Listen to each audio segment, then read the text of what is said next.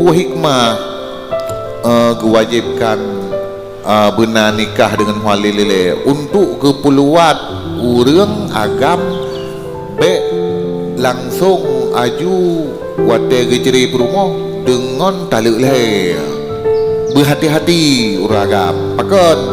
karena manusia secara normal uragam secara normal perasaan ganyan punya perumah ganyan digauli legop digauli dengan cara dijima legop nyan secara tabiat ganyan yang normal hana bisa diterima rumah ganyan digauli go mana kira-kira belangong ketayo ya cowok-cowok ngawak go ya menan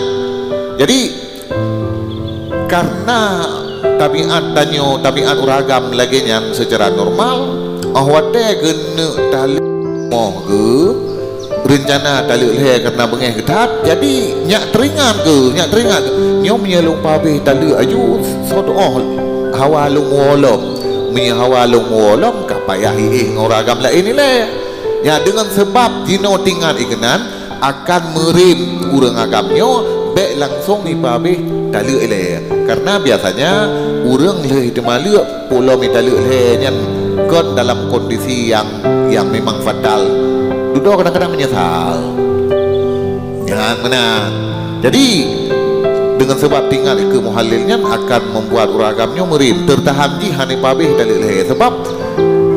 taluknya walaupun gede dibolehkan dalam agama tapi kan nya merupakan perbuatan yang paling kebenci oleh Allah dari ubena perbuatan halal kan Nabi kesampaikan abghadul halali ilallahi at-talaq perbuatan halal yang paling kebenci oleh Allah bengeh Allah iaitu temalak sebab keinginkan oleh Allahnya menyertai urang kana dalam ikatan perkawinan yang diinginkan dalam agama berbakau zawiyah hubungan perkawinannya berlanjut yang benar makanya hana sesuai pun temalak lehernya dengan makasih syariah ya benar harus sesuai dengan makasih syariah ya benar hikmah ji teman muhalil yang sah kiban hai muhalil yang sah yang